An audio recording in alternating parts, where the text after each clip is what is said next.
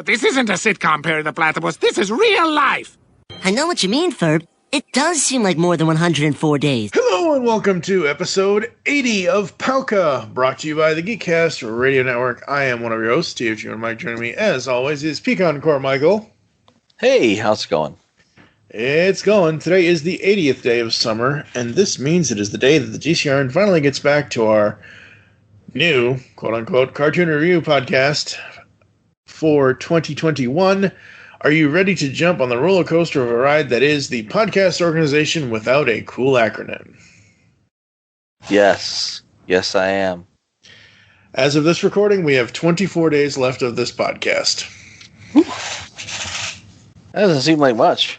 Nope. Not much at all. And hopefully, because this is the 80th episode, it won't take us three furbing years to get it recorded. Furbing years. Yes, furbing years. See? I fixed myself. Furbing yay. Yeah, because when we like recorded... a fine wine. A furbing yay. Yeah, furbing yay. Exactly.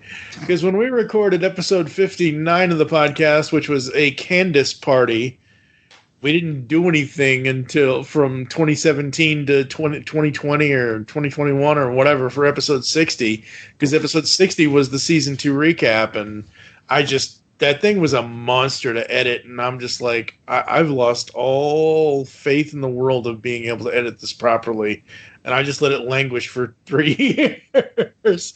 That is not going to happen this time, folks, because this is episode 80. It is not a season recap. That'll come in episode 84, so there's that. Up first tonight, we have Doofapus. Oh, boy. Mm. That's one exotic dragon fruit smoothie for you, and one for you. I'm just saying, as a non sequitur, a talking zebra just seems a little... Forced. Yeah, forced. The sweet taste of an unusual and exotic smoothie. You know, this smoothie isn't really unusual or exotic. It's about as exotic as a staycation with Aunt Merrill. But Buford, your postcard said that she had a pool. She has a patio. Tomorrow we should work on Buford's penmanship. Actually, most would consider dragon fruit to be rather exotic indeed. Known for its dazzling flowers, it is actually the fruit of several... What are you doing? Stop that.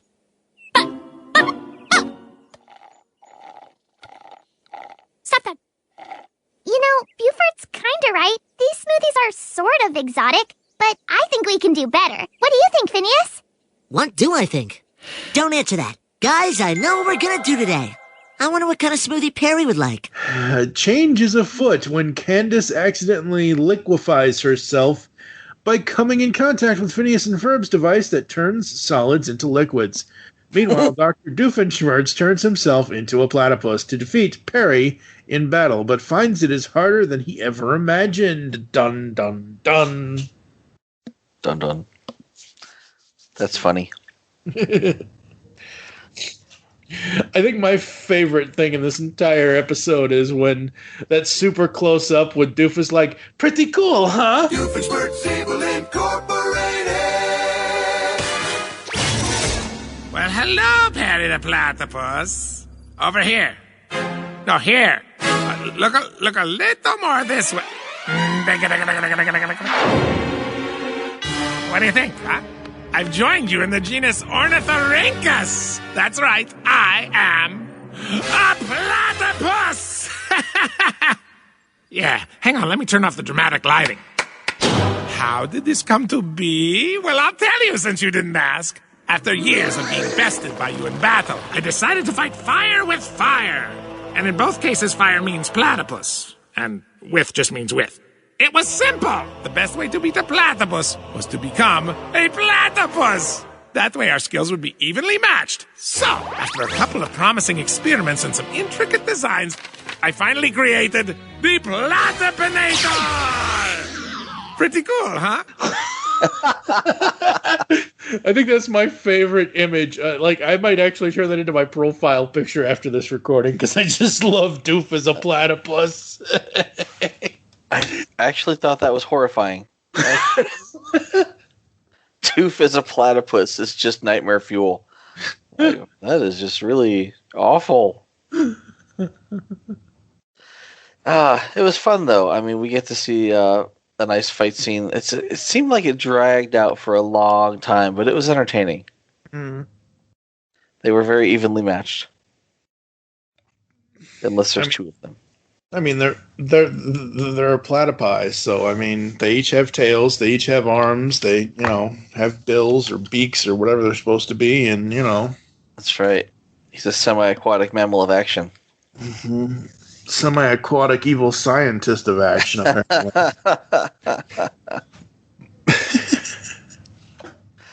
That's good stuff.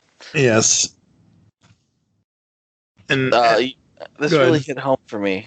Did it really? I'll tell you, because I will often find myself as the first president washing a ton. Oh God. That's the best. I'm like, I didn't expect to find my new favorite dad joke, but here it is. And it's not even a dad joke; it's a poor mom joke. Poor mom joke. Washing a ton. I am in charge of the laundry for the house, so every weekend it's like the most thankless, unforgiving job. Over and over and over again, washing a ton. Like the first president. Yes. Too bad, 44 presidents later, we'd be really screwed. We're not going to get too far into that. No, we just get out of it. Ready for 46, folks. The comedic timing on this episode seemed off. Did it? Yeah, I mean, well, normally, they don't beat you over the head with a joke, but this time it's like they would literally stop and look at the camera for a second. Like, I'm trying to think of a good example. Look at the quotes here, where he says, Phineas is like, I think we should try something a little more, and Ferb goes, foul? And he goes, yeah. No. Yeah. It's like this joke just seems to be dragging out a little bit. Trying to think of another good one.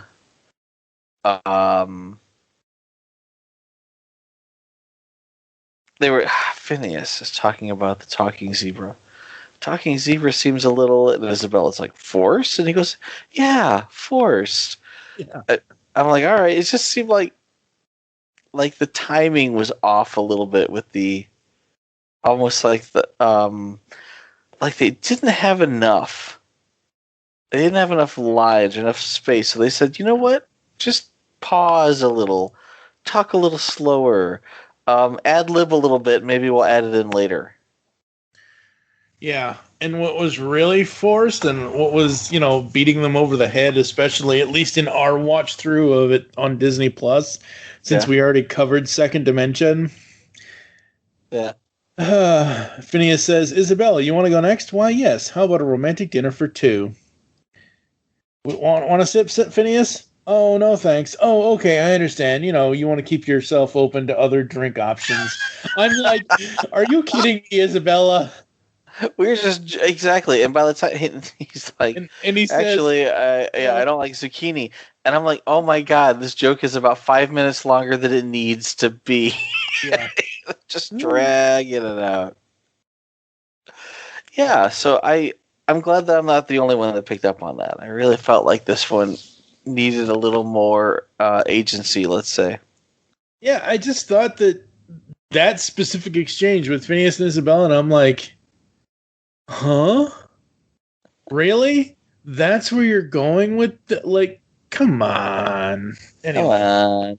We all know you're cute. Settle down. Yeah. I mean, honestly, the best part about this is Doof and Perry. The A plot is nil, and other than Candace liquefying herself, Candace really didn't herself into a puddle. Yeah, Candace didn't do anything. No, she's a puddle. Mm-hmm. What's funny is there's no A story barely. In a little bit, we're gonna get into an episode that literally has no A story, and it's all better for it. So maybe we could have passed completely on Candace turning herself into a puddle. Yeah, I think they were trying to reveal things again, with the Isabella and Phineas thing, like, again, trying to say, hey, what's going on, kind of thing. Like, hey, do you realize that I like you? Yeah. And then later, we have the revelation of the fact that apparently Buford has molds of all his friends. I'm like, wait, he has molds of everybody, including Linda and Wait, what? Yeah. Because Linda says, Buford's got molds of all of us, Canned. And I'm like, huh? Yeah, it's just like that's normal,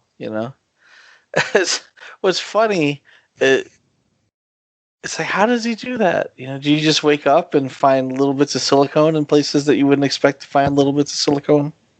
Mm-hmm. Like, I feel like somebody drugged me and molded me in the middle of the night. Apparently, this episode marks Stacy's birthday. Yeah, but they don't say exactly what day it is. True. We know it's sometime after 1990. Yeah. Place themselves. Did you get the feeling that, like, that entire exchange there was kind of ad-libbed? Yeah. He's like, something about my couch, and it's like, we all know Perry pees on couches, but yeah, exactly. it's like, it's a conscious act. But then we literally have this 5-minute exchange between Monogram and Carl that feels forced and ad-libbed. Yeah. Maybe that was it. Maybe that's why they were commenting in the beginning about certain lines feeling forced. Right. And this seems like the rest of the episode was almost like a practice exercise. How forced can your lines sound? Yeah.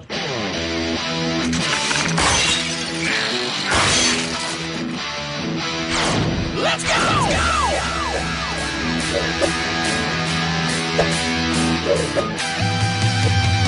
The time is now, they're gonna do their dance.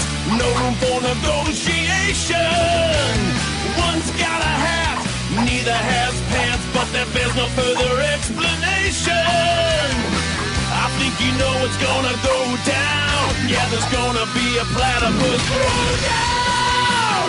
Fight, fight, there's a platypus fight. It's a fracas, it's a fray, it's a model train melee. Fight, fight, there's a platypus fight. If you're watching at home, there's a 7-second delay. Fight, fight, there's a platypus fight. It's a duck-billed duel, it's a beaver tail battle. Fight, fight, there's a platypus fight. Gonna smack you so hard that your teeth are gonna rattle. It's a platypus fight. What is this thing? Some sort of souped-up techno-geek camera? Yeah. What are you going to give this one, unless you had anything else you wanted to bring up? No. I had a puddle joke, but that's just wrong. But, I didn't dislike it. I really enjoyed the Doofapus bits, so I was going to give this a 3 for... Yeah, if Doofapus was not here, this would get as close to a 1 for me. But I am also going to give it a 3 as well. Actually, I think the best, not the best part, but the surprising part was the duplicate Doofenshmirtz that shows up at the end. Yeah, I was like, wait, what? What? Yeah, definitely a 3. Yeah, absolutely. All right, up next is some giant robot with weapons. What's Megatron doing here? I mean, the guy turns into a gun. We shall rise again. But yes, we have Norm Unleashed.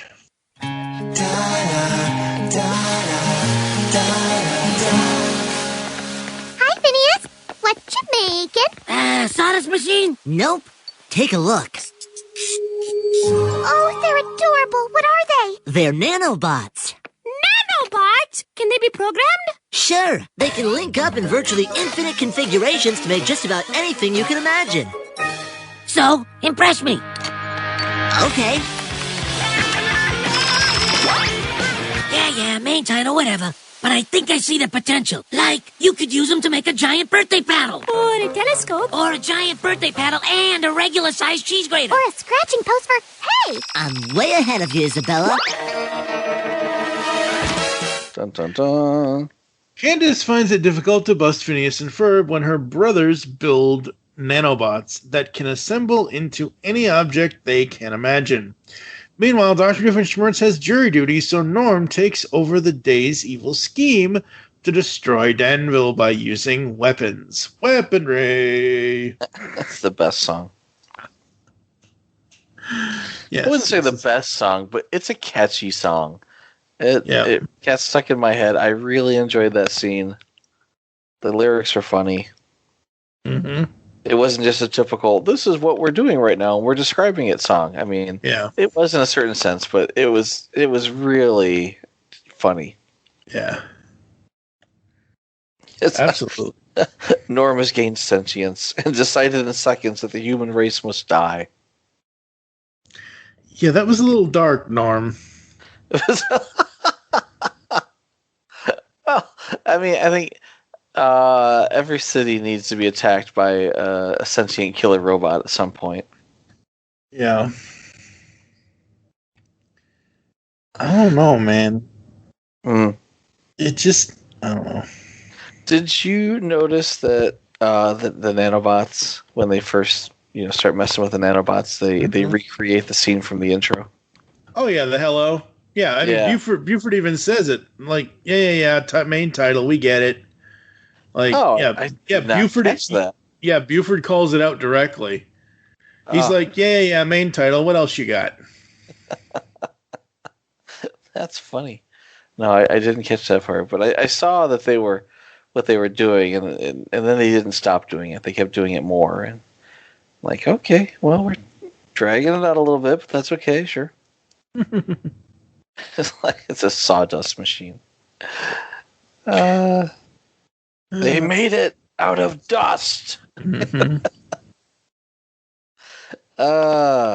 And kudos for using the word techno-mimetic in a sentence.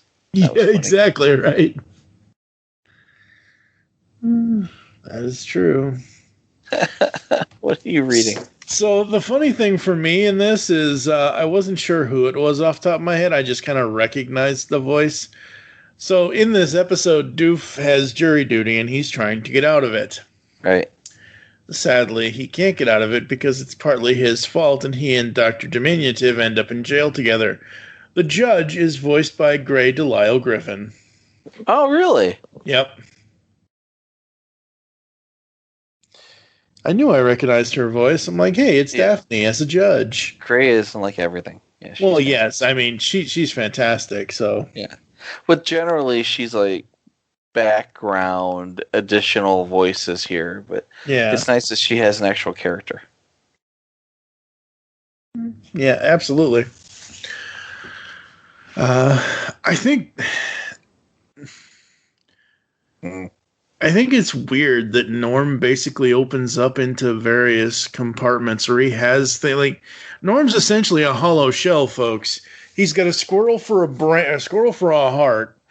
He's got a TV inside of his brain. So that was just creepy.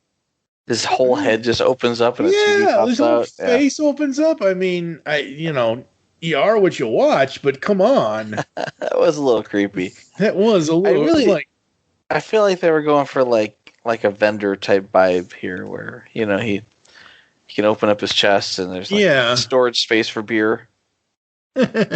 Bender, yes. Well, Bender's head never opened up, but I'm sure there's a TV in there somewhere. True.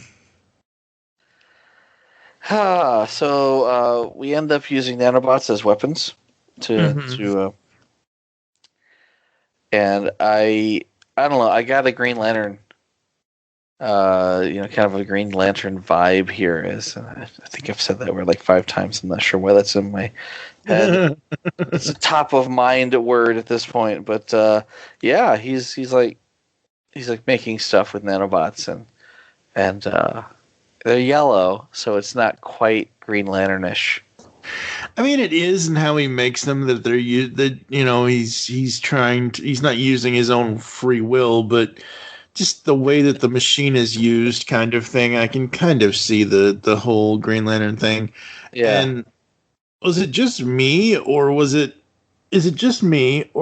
it something wrong with the animation, or am I just going crazy? Because when Linda is making fun of Candace, she's like, okay, Candace, normally you bring me one story, and then she goes into this, Candace impression. Her teeth look all wrong. Like, she made this weird rictus grin. Yeah, and I'm like, oh. I did notice that. What are you doing, Linda Flynn Fletcher?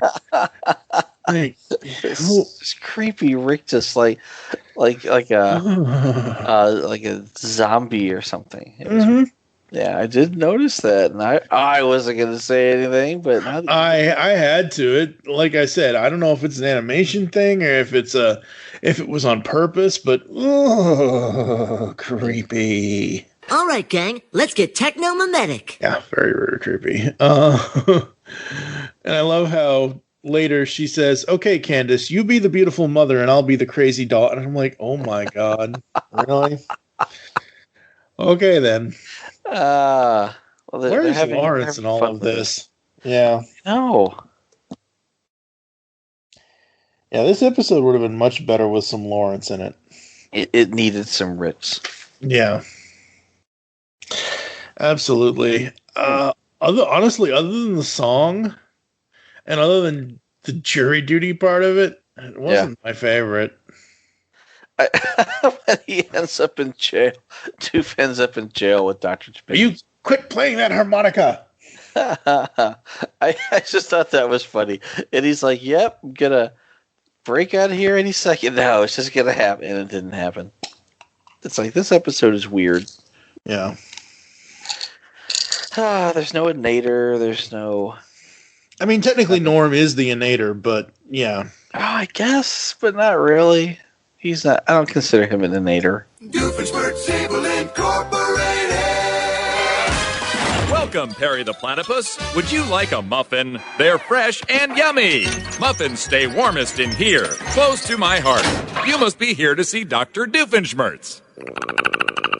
I'm sorry, he's not in right. Whoops, incoming message. Well, hello, Perry the Platypus. Sorry I couldn't be there to capture you personally. I was called in for jury duty. But no big deal. I've got the perfect get out of jury duty free card. Relax, it's totally legit. Meanwhile, I'm leaving Norm in charge, the big lump. Hey, try to make yourself useful, Norm. Would it kill you to show some initiative? Show some initiative? You never asked me to do that before. Yeah, well, I'm out of your blast radius today, so surprise me, why don't you? Try not to be a complete disappointment. But he does get vanquished by an acorn.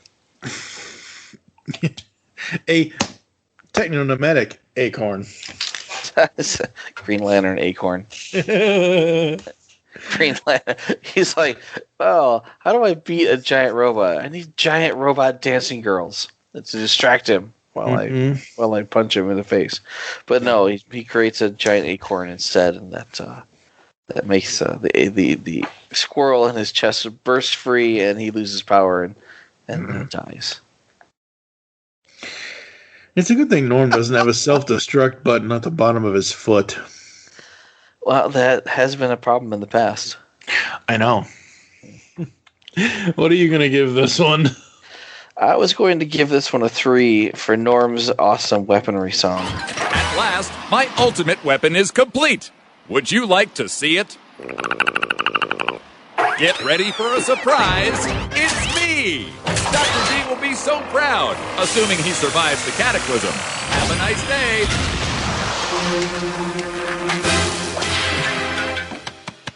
La la la la. Weaponry. It's the way to get it done. Weaponry.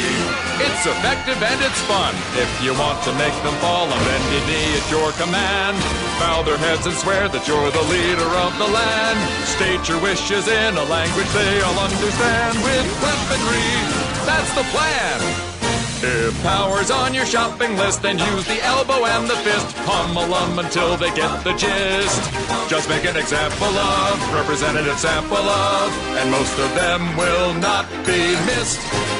You can beat them up by any means or blow them all to smithereens. A favorite of this sentient machine. Never mind the fatalities when there's municipalities to crush a set of with the threat of weaponry. Will inspire Dr. D. Weaponry to have confidence in me. If I'm gonna be a conqueror and win my father's love, I'll take it to the people with the eagle, not the dove. If there's one thing that obedience is symptomatic of, it's WEAPONRY, weaponry from above. No? 2.5. 2.5. Woof. The rest of it is just too much. Too much of. Ow. And here I thought, going into the closing of season 3, because we're at episode 80, when we hit episode 83, will be the last episode of season 3. Here I thought that we were getting some really, really good episodes, and it seems like today's episodes are just kind of. We like certain parts of them, but so far there hasn't been a whole episode. Just that get a little phoned in. Yeah, and I'm like, I get it. They were on all kinds of not weird production schedules, but, stringent production schedules and getting things done and whatever. I don't want to say they're running out of ideas, but I think coming up next is an idea that kind of takes the cake, and it is a whale of a cake. Oh, this is so weird. Oh, here we go again. He's going to tell the story of when he was abducted by aliens. It wasn't an abduction. It was an encounter. Encounter? Yeah, I was walking out in the woods one night with my lucky tambourine.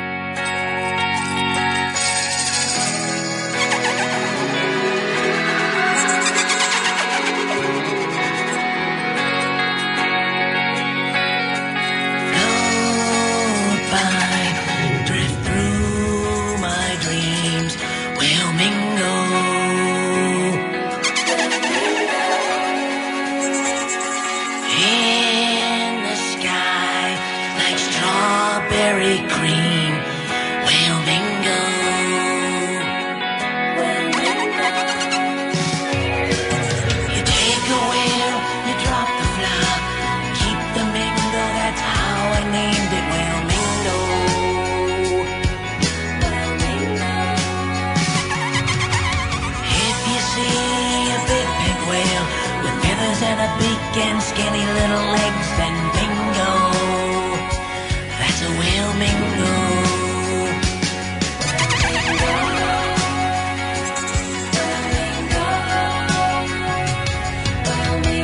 I think about you often, whale mingo.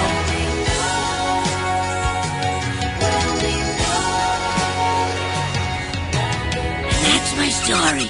I didn't know you had a lucky tambourine. This whole story is ridiculous. No, it's not. I have proof. Oh, here comes the picture. See? I named him Tristan. That is just a flamingo. Tristan is not a flamingo. He's from outer space, and he's a whale mingo. But then he had to go home, and I never saw him again. Hey, what are you doing with your hands? Mocking you. All right. I'd be angry, but I admire your honesty. It's beyond weird. So up next is When Worlds Collide. No, not the Power Man 5000 song. God damn it. When Worlds Collide. After discovering that a strange planet is hurtling directly towards Danville, Phineas and Ferb set out to avert a disaster while Buford looks forward to making contact with its alien race. Candace cannot bust them until midnight due to signing a contract known as the Bust Accord. Oh, God. That is awesome. So she anxiously waits until the time comes. Meanwhile, Dr. Doofenshmirtz uses a sphere attractinator to try and steal the world's largest ball of twine. Oh, who doesn't want one of those in their backyard? Me. Thank God I don't have a backyard to put it in. It's twine. You never know when you're going to need twine. I mean, really, the only twine I want has a giant black boat and an old guy in it that says, "Now pay attention, 007. I've always tried to teach you two things. First, never let them see you bleed. And the second? always have an escape plan. Well, who doesn't want a giant ball of twine in their backyard? The only kind of twine I want came out in 1999. The World Is Not Enough, with a big black boat and an old guy who creates the gadgets that says, "Now pay attention, 007. I've always tried to teach you two things. First, never let them see you bleed. And the second, always have an escape plan." That's the only twine I need, because the world is not enough. Wow. Okay. Is his name Twine? I'm confused. The movie letter to short. Oh, the world. Oh, it's the acronym. Okay. The acronym. Yes, there you go. I get it now. That's what I was looking for. The world is not enough spells twine. Twine. Yes. That's the only twine I want. I recognize that reference after 5 solid minutes of not understanding what the hell you. Well, I didn't have the information right in front of me. How often do I get to make a James Bond reference in a Phineas and Ferb podcast when it isn't actually a James Bond parody episode? I was going to say there are several James Bond parody episodes, so you get more chances than one would think.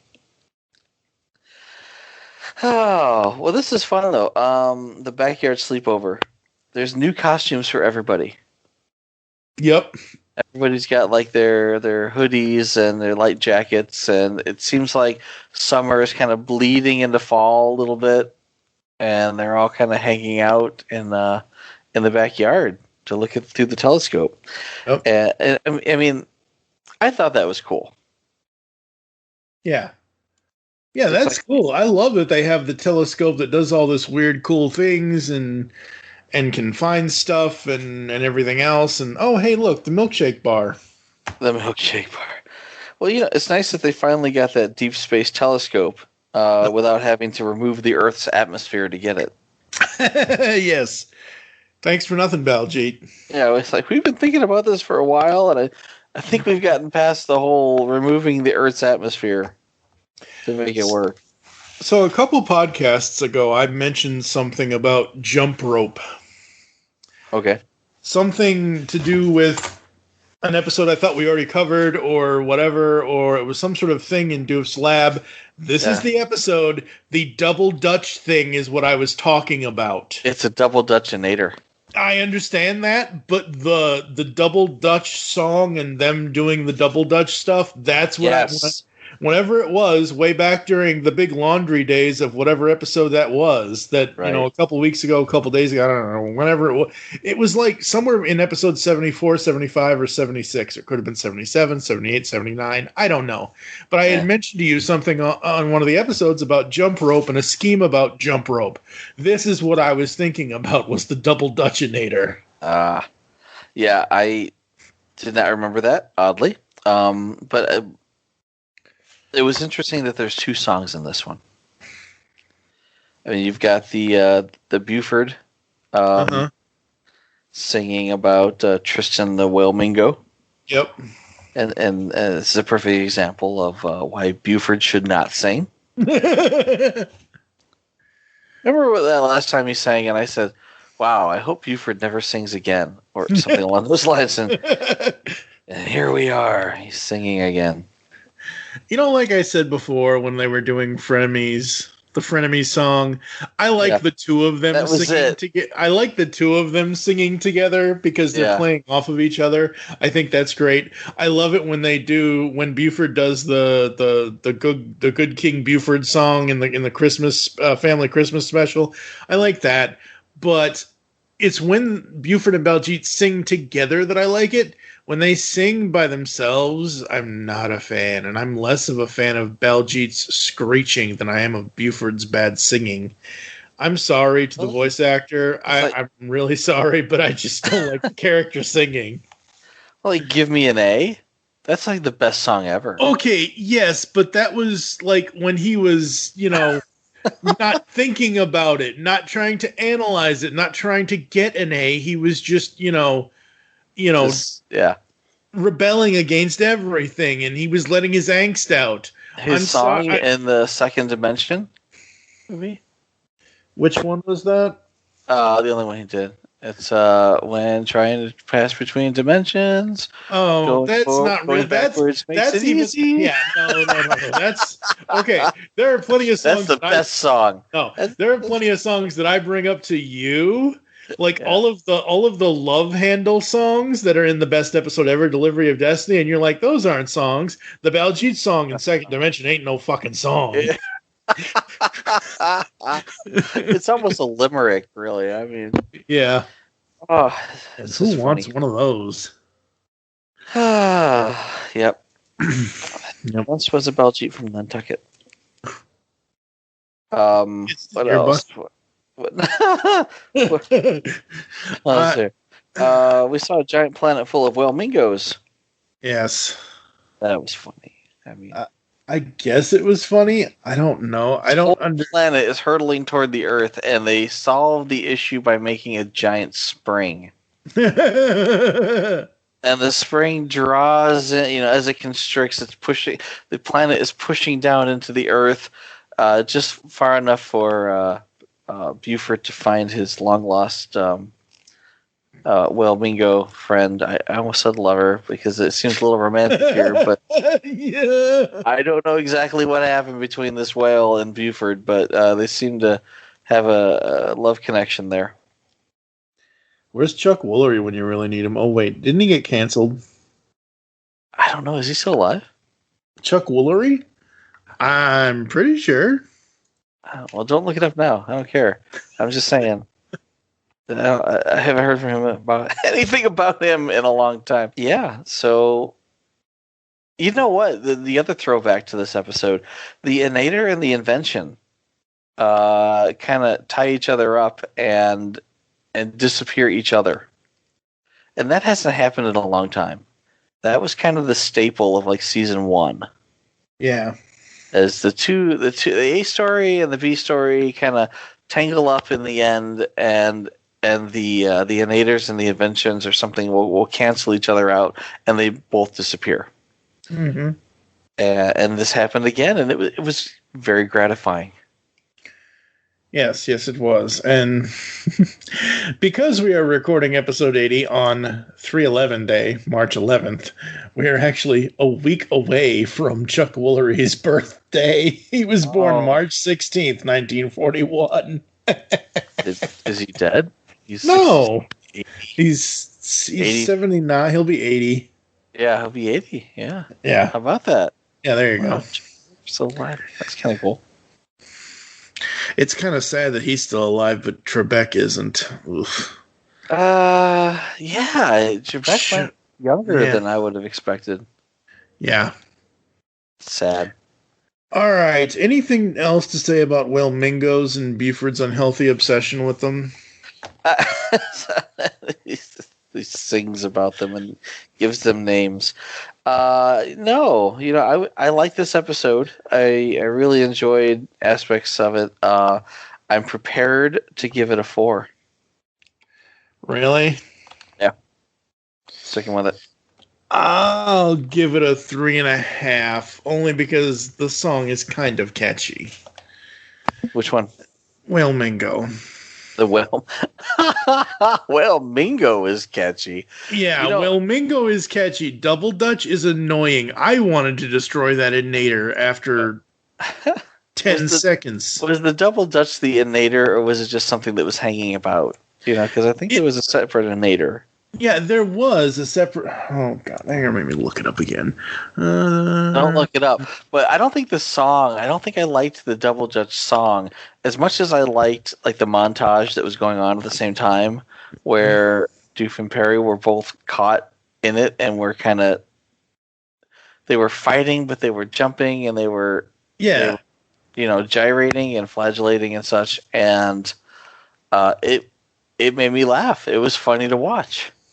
Yeah, it was the actual Innator was the sphere attractinator. But the double Dutch machine was just something he had in the background to trap Perry or something or other. No, it wasn't even a trap. I understand that, but they both got trapped, and like you said, they had to basically double Dutch fight each other.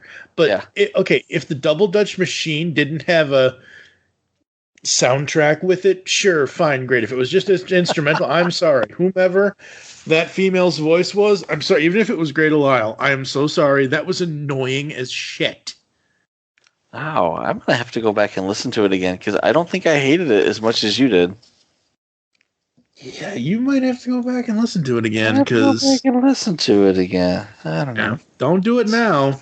No, I'm not gonna. Well, I was upstairs on the big screen watching the Disney Plus with the family, and I did not didn't have the ability to rewind and re-listen and stuff. Do you remember when you said you're gonna watch it on Disney Plus? And I'm like, all right, fine, I'll watch it on Disney Plus. So it's nice that we can watch it on the giant screen. Told you, that's the whole point of having a giant screen and paying for Disney Plus. Exactly. You haven't seen Phineas and Ferb until you've watched it on an 85-inch screen, because it's like a life-size canvas. It's like a life-size Vanessa, which is missing from all of these episodes. So all of these episodes get a half a grade lower. There's no Vanessa. We're gonna get you a Vanessa pillow. It's like a big body pillow with a Vanessa on it. That's what the TV's for. Never mind. Ferb, I know what we're gonna do today. A quilt? No way! I mean, I know it's been a long summer, and you guys are running out of ideas, and That's okay, Buford. You don't have to hang with us every day. No, I'm in! I don't want to play alone. I'll turn into a cat kid. What's a cat kid? It's the kid version of a cat lady. Quick, somebody say, where's Perry? Where's Perry? You're always there for me. Finally up tonight, the road to Danville. When one of Dr. Doofenshmirtz's innators zaps him and Agent P into the middle of nowhere, they must embark on a comical journey filled with twists and turns to return home. Okay. Yeah. Again, teleportation could potentially change the world. Nobody seems to care. It's like literally beam me up, Scotty. And it's not being used for potential good. Yeah. I'm glad this episode was all Doof and Perry and had nothing to do with anybody else, because they're making a quilt. And even Buford points out that they're running out of ideas at this point. So, well, it was funny. I didn't realize that they were even in the show until the very end. And yeah, they're like, exactly. Like, yeah, who would have thought? There's so much quilting going on, and everyone else is like, oh my god, that's, what does she say? I'm never going to get that day back again. Yeah. I think it was Isabella. And it made me laugh, because it's like, holy cow, we went through this whole episode and I don't remember seeing them. In fact, I kind of want to look back at the wiki here and see if there's, it says the road to Danville. Yeah, I want to look at and see if they even have the running gags. Oh no, there's I know what we're gonna do today. There's a Ferb's line. There's a Where's Perry. Quick, somebody say Where's Perry. That's funny. Yeah, but then none of the other ones are in here. Yeah, no. I know what we're gonna do today, and a quilt. No way. and Perry didn't go to the lair, so no monogram, no Carl. Yeah, I was kind of tired of them after that last one episode. It took like 5 minutes to get to the lair. It literally took 5 minutes to get to the lair, and then another 5 minutes to talk to Carl about some couch in the 90s. And it's like, I think we're done with them for right now. We can skip them this episode. I think the best line out of this episode is Doofy, Doofy, Doofy, Doofy, Doofy, Doofy, Doofenshmirtz. No, it's Doofy, Doofy, Doofy, Doofy. No, Doofenshmirtz. He says Doofy, but he ended it with Doofenshmirtz. No, he says Doofy. Oh, he said Doofy. He's doing the Perry song. No, he's doing it as himself. He says he's doing it to the tune of the Perry the Platypus theme song, but it is Doofy, Doofy, Doofy, Doofy, Doofy, Doofy, Doofenshmirtz.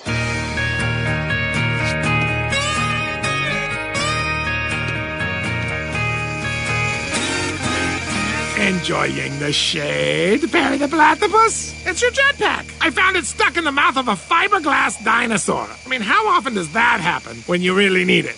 Climb aboard. Come on, come on. Doofy, doofy, doofy, doofy, doofy, doofy, Doofenshmirtz. 1 minute to curtain. Looks like Doofy's in no-show. I have selective hearing. That's not what I pulled out of that. Well, according to the almighty God that we bow down to. Yeah, the wiki. No, I am going to buck the trend here and say that is not what he said.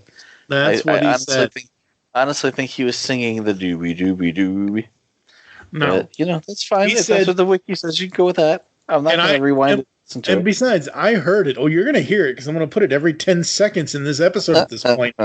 So you'll hear it, damn it. You can link it. Link me back.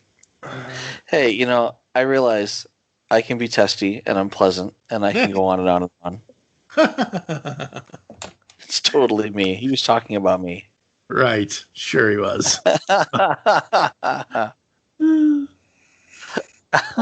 It's funny because he just kind of, I don't want to say he just whines and complains the entire time in the desert, but he kind of does. And it's funny to listen to him whine and complain the entire time, as one does. Yeah. Good times. Yeah, I don't know. It's like they're lost in the desert. There's even a Lost in the Desert song. Yep. And, you know what? Rodney makes an appearance. Yep. Because he's like, I got to get back before my understudy. I hate that guy. Rodney, the understudy. It's like, I want to lead a life as an actor and not be an evil scientist. And the feasibility of this happening is actually tied up in whether or not I can get back and stomp on Rodney. Yeah. I don't think it pans out for him, though. No, it doesn't, because, he gets hit by pizza delivery. Well, I think that was the line. That is the line. He's got like one line in this play, and it's like, this play will change my life. And he gets in there, and he has one line, and it's pizza delivery. But he doesn't even get to say it because he screams pizza. All of a sudden, Doofenshmirtz falls in on him. Oh, that was the other thing I loved about this. At the end of it, I actually have this screenshot somewhere. I'm going to have to change my Facebook, whatever, anyway. But when they finally get the turbo thing working, because Perry straps them in more, and he's like, okay, hit the turbo switch. There's this super close-up. Yeah, this is like super cool, super close-up of the two of them flying through the air. Yeah. I love that image. That is so friggin' cool. I've got to find that thing. That's funny. Yeah, that's good. There was a lot. Well, what's interesting? What I got out of this, I was going to bring this up later, but I'll bring it up now. Okay. It's the actually no, I'm going to do it. I'm going to do the later right now. First, I'm going to say I was going to give this like a 3.5 to a 4. Okay. And the reason is, and now we'll get into it. But the reason is that there's a lot of self-discovery here. Mm-hmm. There's a lot of character development that we don't normally see in Phineas and Ferb. Right. I mean, it's not like character development like, oh, this must be Stacy's birthday. It's character development like Doofenshmirtz taking a hard look at himself and how he treats Perry, or the fact that he carries the conversations between the two of them because Perry doesn't talk. Right. And then you've got Perry, almost like a motivational speaker who's, he's annoyed with him. He's annoyed with Doofenshmirtz, but at the same time, he's very supportive. He's like, you got this. And, it's like, he's like, you think I'm the problem? And he turns his hand back and says, look, this is you. You're the problem. You're your own problem. You're your own worst problem. And then Doofenshmirtz finds out that, he's right. This is all on me. I'm the worst problem. And then at the end, he's like, wow, Perry, you really helped me. And I couldn't have done this without you. And then he again turns the hand back and points points the hand back at Doof and says, "You did this. This is all you, man. You know, it's just very supportive." And it was very positive. And I hate to bring up this dead horse, you know, but it was as positive as it could be in the exact opposite way that one episode was negative about the caustic, you know, bromance relationships. Oh, yeah. This is not a caustic bromance relationship. I mean, they have a weird dynamic, you know, because they're nemesises, but you get the impression that they do care about each other, and they're not terrible people. Well, I mean, aside from all the evil schemes and trapping and fights and punches. But again, like we've said, Doofenshmirtz really isn't. He really isn't evil because he can't succeed at any of his evil schemes. Even without Perry there, he fails at his evil schemes. So all he had to do was climb a fence and get an axle. You know? I know, right? So yeah, it's not Perry's fault. There's more to it. You know, just like Perry says, he points the finger back at him and says, "You are your own worst enemy. It's not me. You know, I'm just the nemesis." Yeah. But yeah, I would give it a 4 for that. I mean, they take the time to take an entire episode to really analyze their relationship and you know, boost each other up. And Doofenshmirtz even comes back and saves Perry. It looked like Perry was on his last leg there. Yeah. I don't think he had enough water. He was not looking like he was going to make it out of that desert alive. And no. And Doof is on he's on an air conditioned bus. Oh, look, it's air conditioned. Yeah. And he gets off to fly back with the jetpack and save Perry. And yeah, I appreciated that. I really just liked that. You know, that display of, you know, how much they appreciate each other and their relationship. Right, and that's the thing. The only reason why, like, yes, Doofenshmirtz is having, you know, feelings of, oh, I should go back and save him, and oh this, and oh that, and whatever. But here's the thing, is that if they didn't pass by the pink and green, whatever the hell they are, he would never have. The reason why he stops and goes back is because he finds the jetpack. So once he finds the jetpack, he goes back. Like, if he didn't see that jetpack, I'm pretty sure he wouldn't have gotten off the bus. I'm pretty sure. 99.9% sure that unless he found that jetpack, he was not getting off that bus. He really wanted to get home and do that play. You know, but yeah, I have a feeling that he would have stayed on that bus. He would have stayed on the bus to get home and do the play if he hadn't found the jetpack. Yeah. Yeah. Well, you know, but serendipity. He accidentally ran into the means of both of their escape. There you go. And of course, now I can't find that picture anywhere. You'll have to, you know, bring it up in Disney and do a screenshot. No, I have it. I'm looking on Facebook. I thought I put it on Facebook already. Oh. Of course, I do have the one picture. You asked a couple episodes ago, what does Love Muffin mean?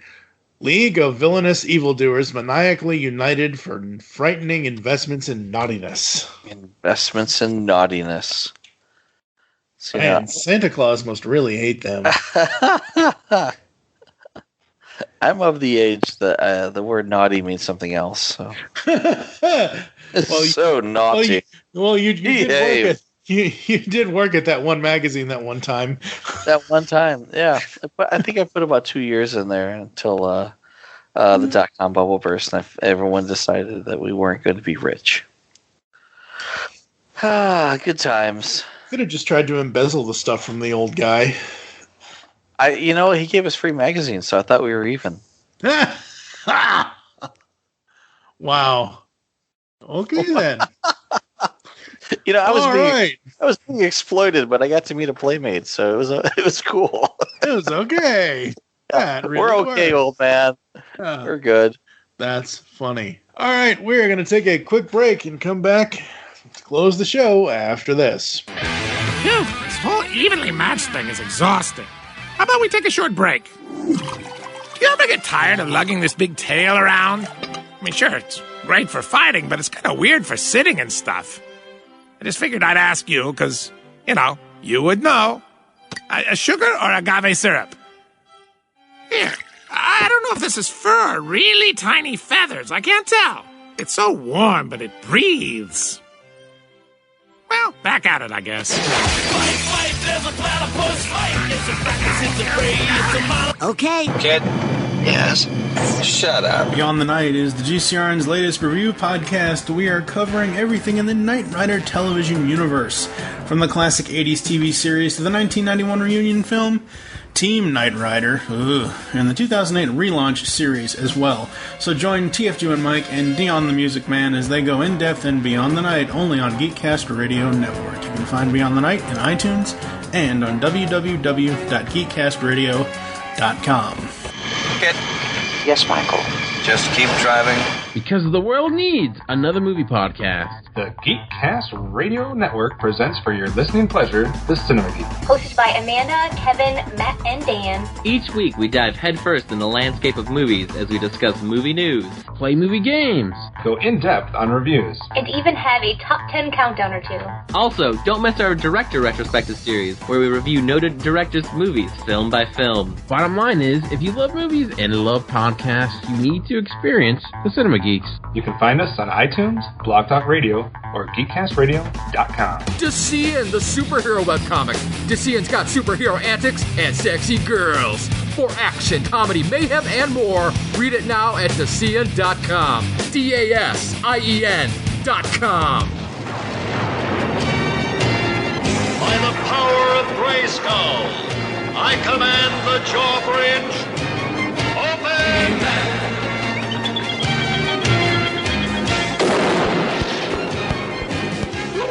The Powers of Grayskull series will cover every episode of all 4 Masters of the Universe cartoons. Join Optimus Solo and myself, TFG and Mike, as we tell tales of Eternia, discover the myths of Etheria, become masters in space, and finally Masters of Grayskull. We'll have a commentary on the Secret of the Sword film, and a few other special episodes. You can find this 125-episode-long podcast in iTunes and on the web at geekcastradio.com. By the power and honor of Grayskull, we all have the power.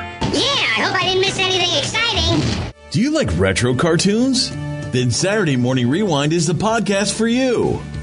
Join them each month as they talk about classic cartoons and interview legendary voice actors like Jim Cummings. I am the terror that flaps in the night. Corey Burton. Sometimes toys can be so flighty. Rob Paulson. Sure, Vane, but how are we going to find chaps our size? Nancy Cartwright and many more. Eat my shorts. So grab a bowl of Lucky Charms. They're magically delicious. Put on your hammer pants. Go to SaturdayMorningRewind.com.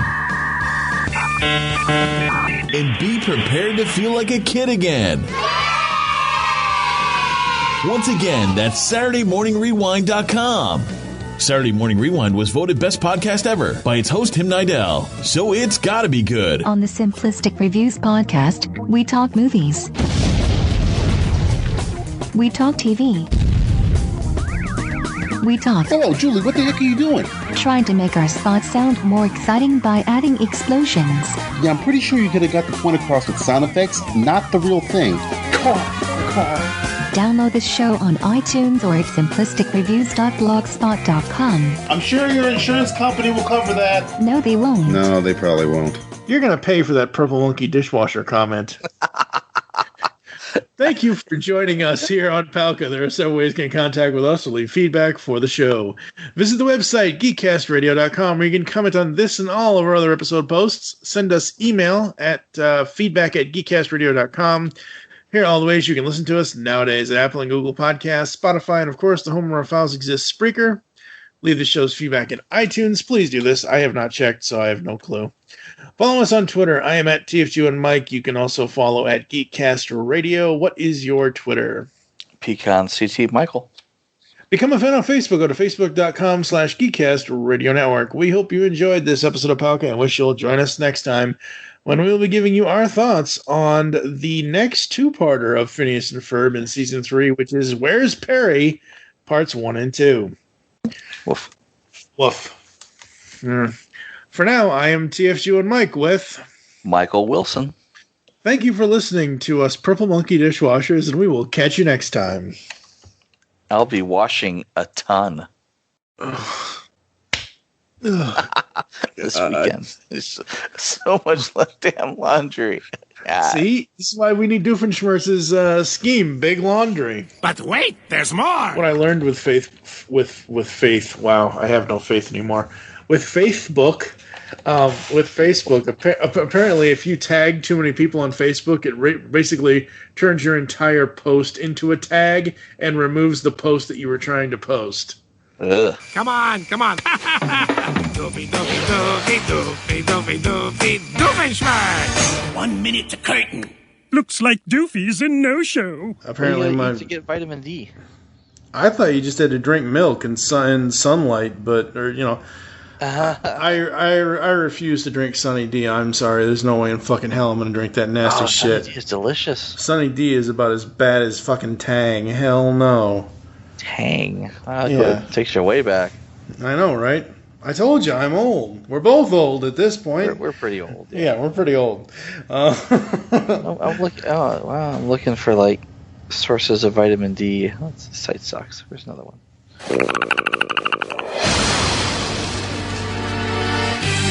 Well, I guess at least I'm back to normal. Me too. Oh, good for you. Say it again. Aren't you a little young to be a podcaster? No, I'm not. Aren't you a little old to be watching this cartoon show? Yes, I am.